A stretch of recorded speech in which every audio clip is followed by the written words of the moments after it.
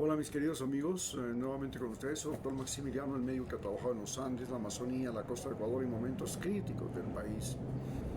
Uno de esos fui a trabajar en la zona del Cenepa, del río Morona, donde se dio la guerra del Cenepa.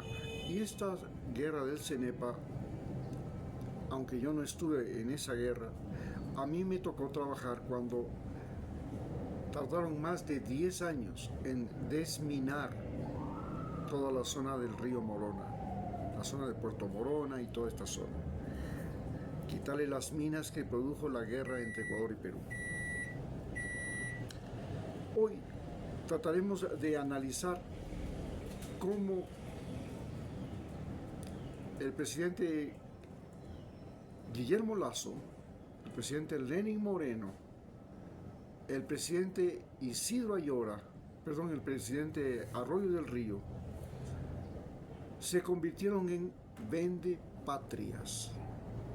Es decir, individuos que pusieron ya no solamente a la venta la vida de los ecuatorianos, sino que además pusieron a la venta al mejor postor el territorio nacional. Hoy Daniel Noboa ha presentado ante el Congreso el proyecto para volver a establecer bases militares extranjeras en el Ecuador. Esto significa convertir al Ecuador en país sumiso a los Estados Unidos, porque no va a permitir que vengan bases militares chinas ni bases militares rusas. Se trata de poner bases militares norteamericanas en el Ecuador, porque ese es el proyecto específico, aunque lo disimulan como simplemente bases militares extranjeras en el Ecuador.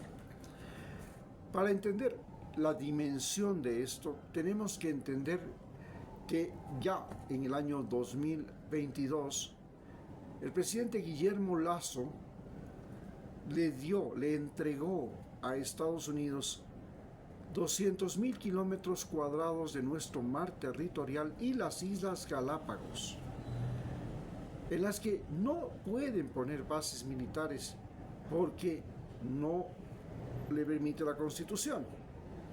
Pero utilizan las bases militares ecuatorianas, la Fuerza Aérea, la Fuerza Naval, todo el ejército ecuatoriano, la policía, para custodiar. Es decir, que no solamente tenemos que les dimos el territorio, sino que ahora les ayudamos a cuidar y pagamos con los impuestos la comida, el uniforme, las embarcaciones y todo,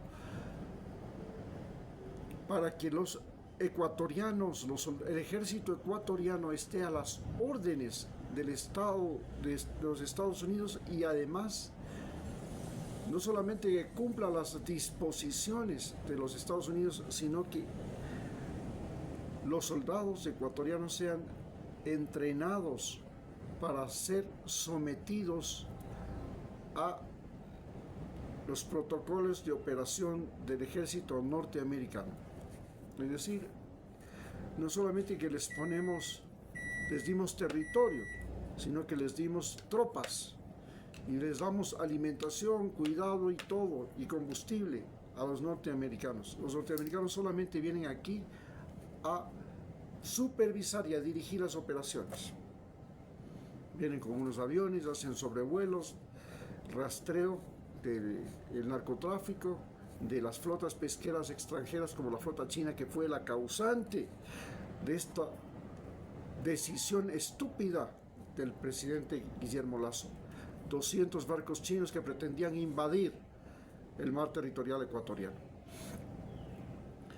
Pero en 1941 nosotros, con un presidente igualmente guayaquileño, igualmente de la aristocracia de Guayaquil, el presidente Arroyo del Río, y teniendo como ministro de Defensa a Galo Plaza Lasso, el hijo de un presidente ecuatoriano traidor del Eloy Alfaro, Galo Plaza Lasso.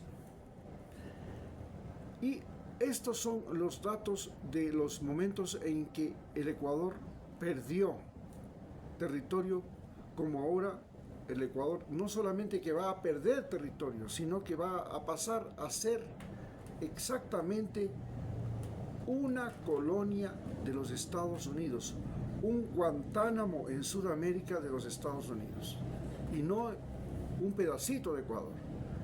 Estamos diciendo que todo el Ecuador va a ser entregado en bandeja de plata a los Estados Unidos, mediante esta ley, la eliminación de la ley que prohíbe las bases militares extranjeras en el Ecuador. Razones de la derrota de 1941. Leo, como ustedes saben, lo hago siguiendo un libro de historia del Ecuador, escrito por Jorge Núñez Sánchez, profesor, que es utilizado como texto de estudio, o era utilizado como texto de estudio en los colegios de Ecuador. La irresponsabilidad, la falta de capacidad y de autoridad moral del alto mando militar, las diferencias de nuestro alto militar fueron el principal factor del fracaso. Nuestro alto mando militar no se preocupó de cumplir honrosamente los preceptos militares. Estamos viviendo lo mismo. Aparte de eso, el vigor moral de los cuadros de oficiales subalternos y de tropa, con unos pocos elementos al mando, no dispusimos de la organización ni de elementos de guerra ni de servicios, y muchos de los dirigentes se sometieron a la hora de la prueba suprema.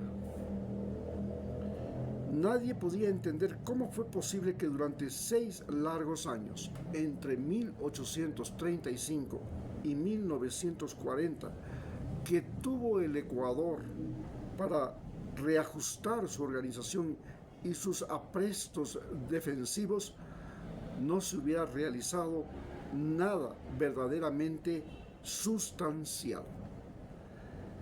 En el mes de diciembre de 1939, el coronel Rodríguez, como jefe de la cuarta zona militar, hizo una visita de inspección a la provincia del Oro, y en esa visita pudo constatar las enormes deficiencias en todo orden, en cuanto a instalaciones, medios de vida, todo lo que soportaban nuestros pequeños destacamentos de vigilancia.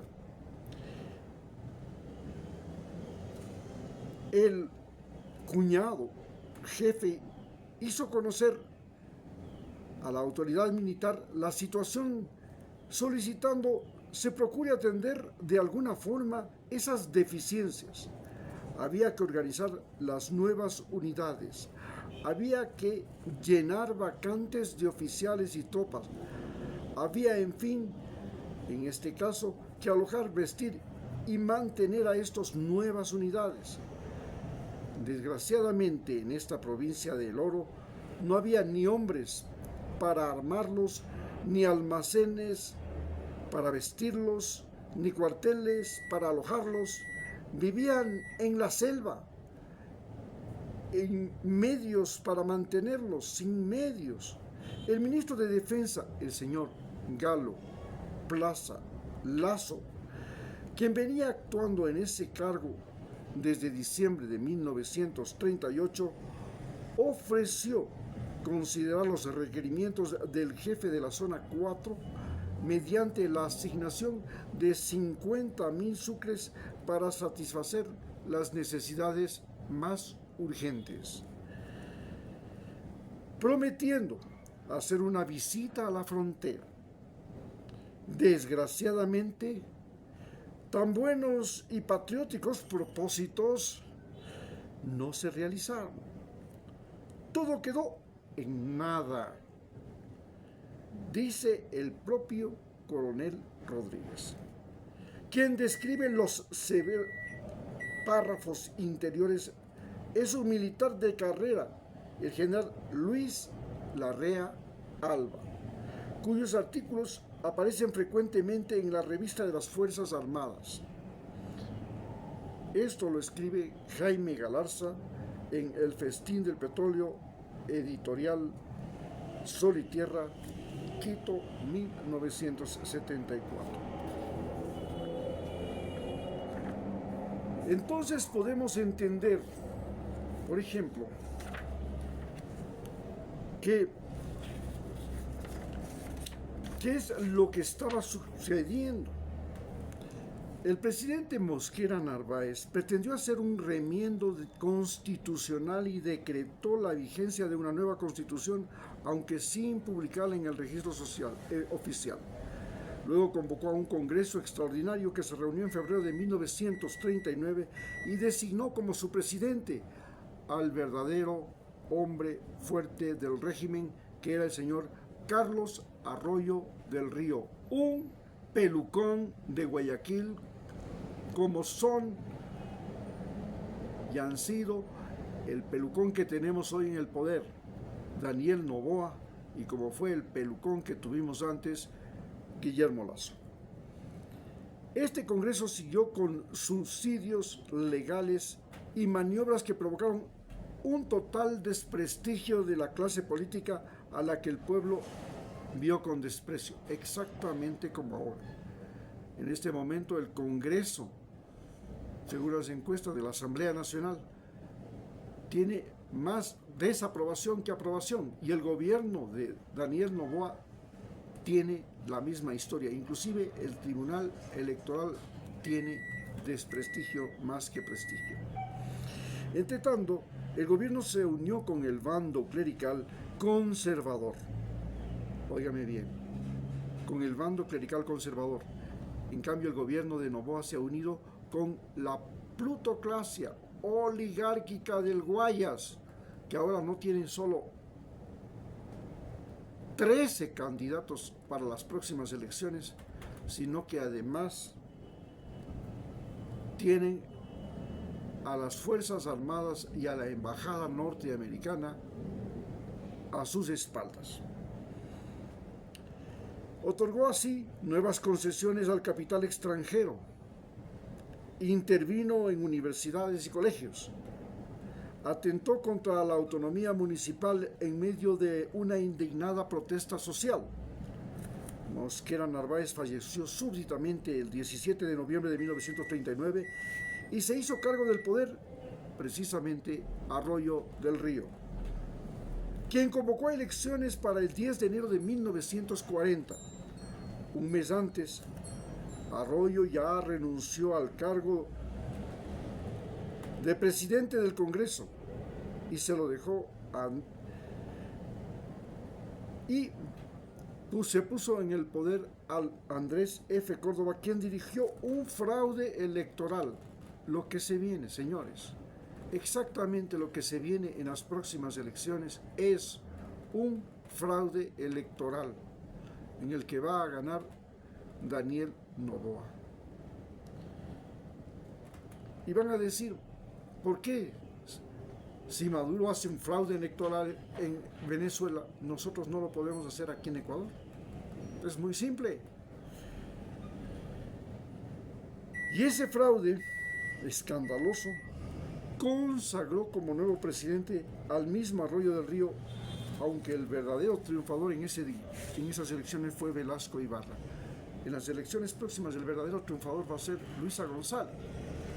Pero jamás Estados Unidos va a permitir que Luisa González llegue a ser presidenta del Ecuador, sabiendo que Rafael Correa le quitó las bases militares, no renovó el contrato, no digamos que no les quitó, no renovó el contrato para que las bases militares de Manta continuaran en Manabí. Sacó a USAID porque estaba financiando a los indígenas para que los indígenas boicotearan al gobierno de Rafael Correa. Sacó a la embajadora de los Estados Unidos, porque la embajadora de los Estados Unidos había entregado computadoras a la Policía Nacional, y el comandante en jefe de inteligencia de la policía estaba ahí guardando los nombres de todos los ecuatorianos que eran considerados delincuentes o sospechosos o, entre comillas, subversivos de izquierda. Y cuando tenía que dejar el cargo, entregó esas computadoras de regreso a la embajada norteamericana. Preparativos para la agresión de Perú a Ecuador. Perú se preparó desde una década antes para invadir Ecuador y despojarlo de sus territorios orientales. Recordemos que se dio el boom del caucho en Sudamérica. Mientras tanto, Ecuador se empeñó en lograr una solución negociada al dilema territorial. Las conferencias de Washington en 1936, cuando Delano Roosevelt era presidente, y 1938, cuando Delano Roosevelt era presidente, fueron inútiles y concluyeron cuando el Perú abandonó las negociaciones, precisamente auspiciado por Delano Roosevelt.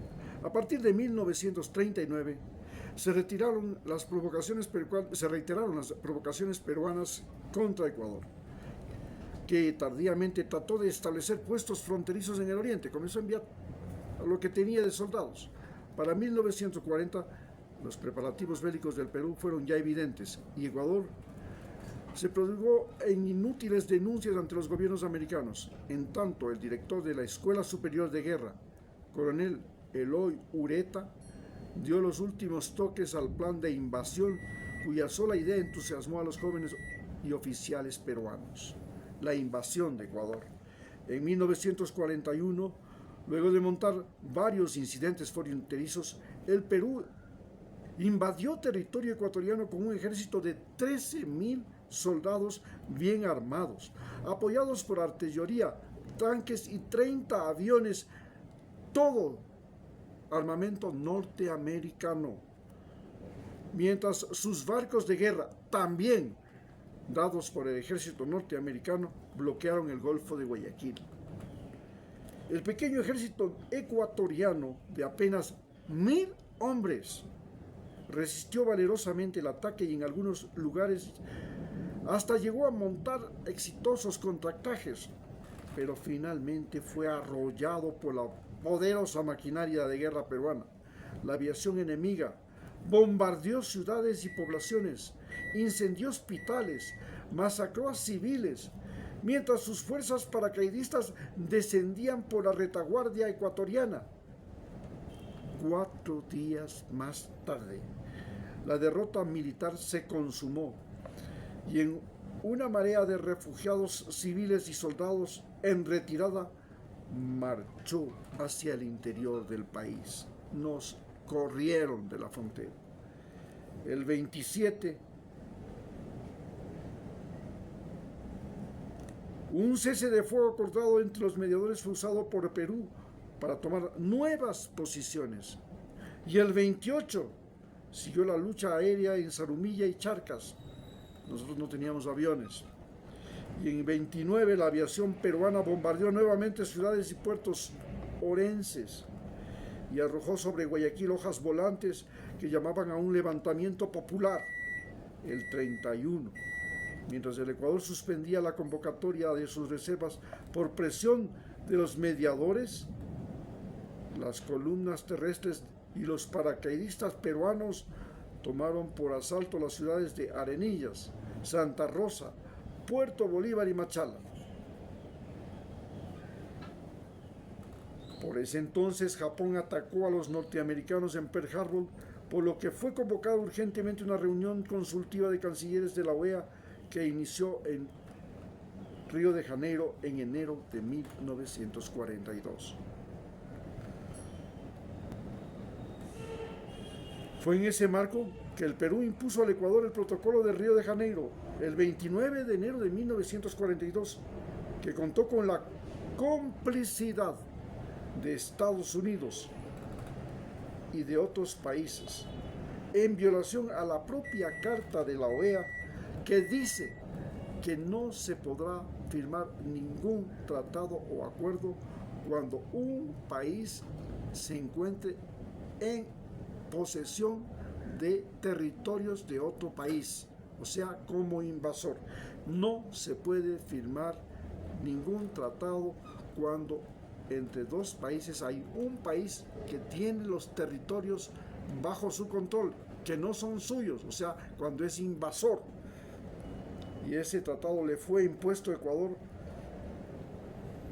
y le cercenó la mayor parte de su territorio oriental y lo privó del acceso al Amazonas, el histórico río de Quito.